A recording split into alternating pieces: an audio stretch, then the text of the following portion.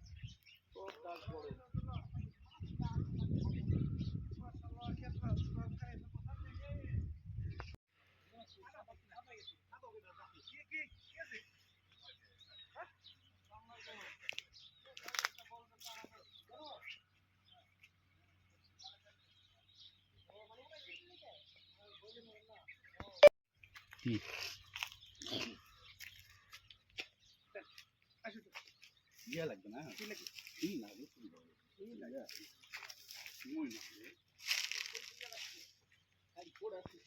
কি লাগবে কাশি আছে রে কাশি আছে ও মাছি আই কি কাশি আই কাশি